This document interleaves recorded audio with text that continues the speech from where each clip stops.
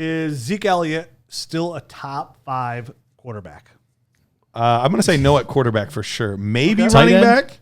Perhaps tight end. Who's a better tight end, Ezekiel Elliott or Leonard Fournette? Leonard Fournette. Leonard Fournette, usually. Top 5 running back. So it's interesting. Jared and I were talking about this on the way up here on our drive. And right away, he was like, yes, absolutely. And then we actually talked about all the running backs. Yeah, then you started and he was like, in.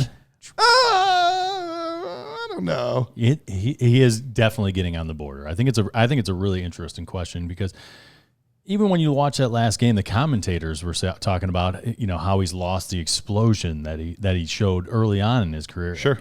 And is that a product of the offensive line in front of him just not opening up holes? He's not getting to the second level, so you don't see the explosion, or is it a scheme thing where now he's in a different scheme than he was in the past, so they're just not using him in the same ways?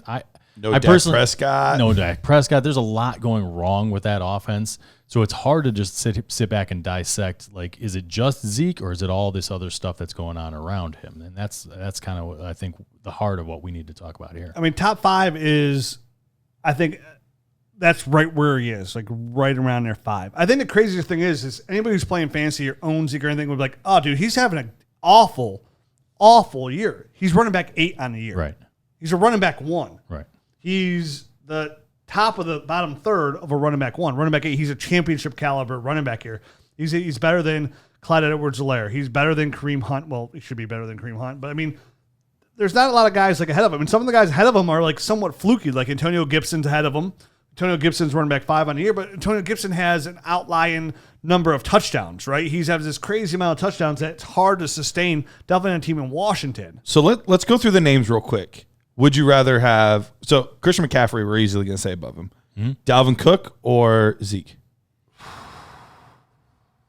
I think I'd probably take Dalvin Cook. I would take Dalvin Cook today. Saquon Barkley. I would take Saquon Barkley. Okay, so that's 3.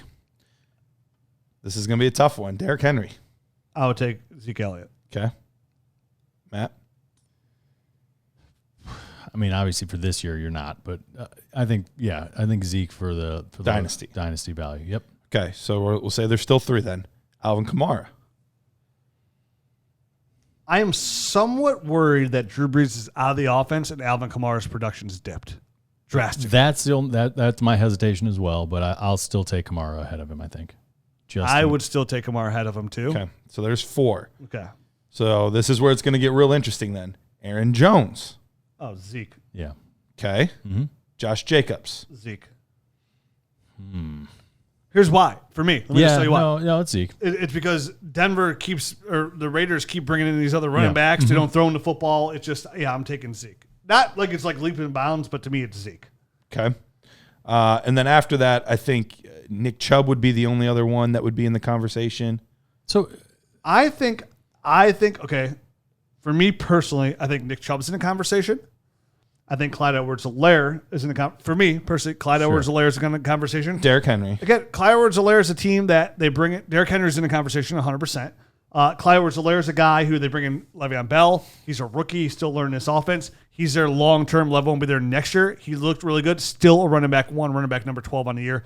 I think Clyde Edwards-Helaire is still kind of like, it's weird. Like people are like, he's a 1-1. People are like, oh, nobody's really like, the hype has died down on him. Like, drastically. It's weird to me, but I think he's in that conversation.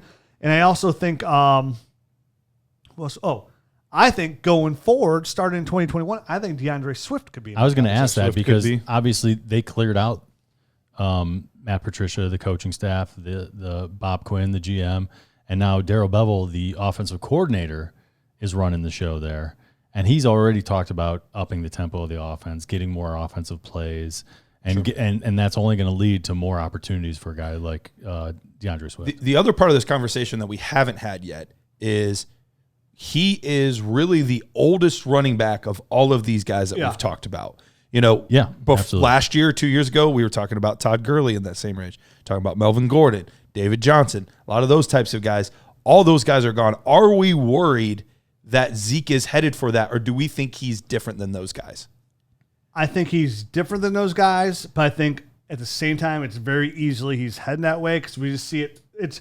again, I play Dynasty by going by history, by what I see and what the history of the story of the game is. I've been playing a very long time, so I've seen a lot of things. In the history of these running backs is now it looks like Zeke has begun his downhill trend. Here's one more that I didn't mention that I know you guys are both big fans of, so I want to throw it out there. Austin Eckler. I would take Zeke. Yeah, they're roughly the same age. But, but again, I'd put Eckler in that group we just talked about. Sure. Here's the problem with Zeke is if you own Zeke, you're looking for top 4 payback running back money, right? To sell him. To sell him. Yep. But the problem is now Zeke is, and maybe he changes that narrative when Dak comes back next year and offensive line gets healthy, which is very possible. But you got to remember, now he's going to be 26 when that happens as well. So once you get above the age of 25, the running back value starts to go down very sharply. Pretty quick, yep. I like to trade my running backs around the age of 26, and I get that huge haul for him. So the problem is with the Zeke owners is they're going to overvalue when he's in that tier of top 4, when most likely all these second tier guys, all those guys that we just talked about, they're like, okay, maybe where I said Zeke, but they're all in the same value. So I would much rather pay, so we mentioned 6 guys there, right? I'd much rather pay running back 11, 12 price, like a guy like Clyde Edwards-Helaire who's running back 12, than the Zeke price, right? Like, sure. Whatever you have to give up for Zeke is going to be drastically more most likely than Clyde Edwards-Helaire or Nick Chubb. Well, Nick Chubb's a pretty hard guy to get sometimes. He's so damn good. I think Nick Chubb he's one of the most he could do so much more. But for me, I think the Zeke owner, which I get why, if I was a Zeke owner personally, I would be looking to sell because I think everybody's he's had a bad year. He's still running back 8, but I think the value is still there enough where you can still get 2 first-round picks and maybe something on top. Or maybe like a Dobbins and a late first. Or a late, yeah. I would do either one of those trades for him because I do think his value is going down. If you can't get that, though, I think his value will have a slight bump. Early 21. That's when you're looking to get out. And I think that's when I'm looking to get out. Okay. But when you see that, though, when you see trends like this that the players can't overcome, it's kind of like the Alvin Kamara we mentioned. Drew Brees, there's a slight drop there. That stuff with a running back worries me, and it should worry you too as a dynasty player because if a player can't pick himself up or transcend that, then there's just a lot to worry about because there's reasons because of that. The running back shelf life is just too short. It's just too short. You have the hashtag 2-3-year window. It's too short to be worrying about it when you go out there and draft a guy, down the road. If I could trade Zeke for Deandre Swift in a first-round pick, I would do that all day because I have the upside in the youth of Deandre Swift, and now I have another guy to come in here and plug in a deep draft class. There's always a guy that slides. You know what I mean? Sure. Deandre Swift was the guy this year. That he was an all-world talent that went to a crappy situation. Lo and behold, halfway through, not even full way through the season, a little bit more than halfway through the season, that situation has completely changed. Yep. And so trading a guy like Zeke for one of these younger guys and a first round draft pick is the way to stay on top. Now, the one thing I will say, you have to. Go ahead. You're good. You have to make that move, like Matt said. If you play Dynasty, you have to. And it's not just Zeke. You got to entertain ideas about Kamara about this as well. And it's not just this. This isn't just because this week. I say this for years on this podcast. The running back will always be the most fluid position on my roster because you get the biggest bang for your buck in return besides a young receiver. It's the easiest player to replace on your roster, hands down, bar none. And if you think I'm wrong, look at where we're at this year in 2020, right? Zeke Elliott's running back 8. Want to know who running back 4 and 5 are? James Robinson and Antonio Gibson. Antonio Gibson was a second-round pick. James Robinson wasn't even drafted in your rookie picks. Number running back 10 on the year is Ronald Jones, was left for dead. Turd Ferguson himself, who can't catch a cold during COVID era, right? This is a guy who so look at running back 1s. Ronald Jones, Mike Davis, Antonio Gibson, James Robinson. If you're holding on to these running backs for they're just dynasty gold, that is not the case. They're replaceable. You can go out there and get James Robinson early in the year. You could take Zeke Elliott right now and flip him for another young running back, like you said, J.K. Dobbins plus Deandre Swift plus. You take that all day because odds are these guys are going to have a year or two of running back 1 numbers because it's so fluid in that position. Odds are of J.K. Dobbins being a running back 1 next year are pretty high. The odds of Deandre Swift being a running back 1 next year are pretty high.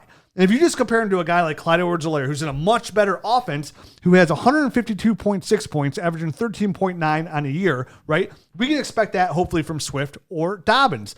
Zeke, 169 points. So he's got 30, or that's not even it. 169 points. So he's literally got, what, 15, 17 more points? 17 more points, yep. So about 1.5 more points per game. That's not a difference maker between you going to the playoffs and not going to playoffs, or winning championship, not making winning a championship. But the price tag is drastically different on those players. And churn. And actually, I think it's actually even closer than you said, because I think you might be on standard, because I have Clyde Edwards-Helaire at 10 at 14.8 points per game. No, I'm on Fantasy Pros weeks 1 through 12. PPR. Oh, I have weeks 1 through 11. There you go. Okay. So I'll let you get your point for a minute, but yeah, you're good. It's a reason I hammer this point on this show year after year. It's the reason I don't use it enough that the show kind of based off of the hashtag 2 to 3 year window. I want to make sure it's on it. It's a theory that I believe in Dynasty that works, and it works consistently. I do it in all my leagues, Matt. In our 17-year-old league, how often do I flip those running backs? Constantly. That's how you stay on top. Yeah, that's how you do it. And my team's consistently on top. It's because I got these running backs, and then guess what? I draft one, or I do the move where I trade for a younger guy who ends up being good, and then I use him for 2 years, and I flip him. Joe Mixon, he was hurt this year. Once Joe Mixon is good again, he's off my team. Yep. That's it. He's gone. You know what I mean? Saquon Barkley, when he comes back, I'll use him for 2 more years, and then I'll flip him for a haul. I do it with my all-time love, LaDainian Tomlinson. I do with every, it just. You held on to him a little bit longer, though. He's an outlier, though. He was an outlier. He's an outlier. Now, the one thing I will say that's different about Kamara and Zeke and some of these guys versus Gurley and Gordon and those is these guys actually still have contracts that are paid beyond, their first contract, where Gurley only got his first contract. Sure. Yep. Melvin Gordon only got his first contract. David Johnson sort of got a second contract in there, but he just kind of, RIP. Right. So that is the one thing that I will say is slightly different than those guys. Even though I was the one that brought up that point, it's just something to keep in the back of your mind. They have a tiny bit more security than the RBs of old, but I think that's only gives you more value to be able to sell them. I'll say fake news.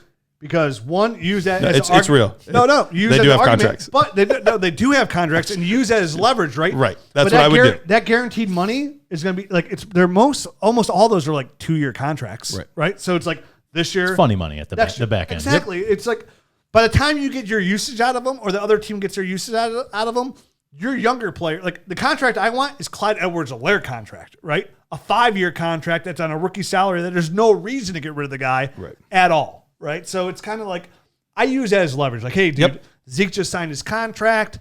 He's there. He's got 4 years. It's not really 4, or 5 years. And he's having a bad year, but he's still running back 8. It's like, okay, well, I'll pay running back 8 price. Why do I know you got to pay a running back top 4 first round startup price? It's like, no, I'm not paying that price. You know what I mean? Like I am selling Zeke.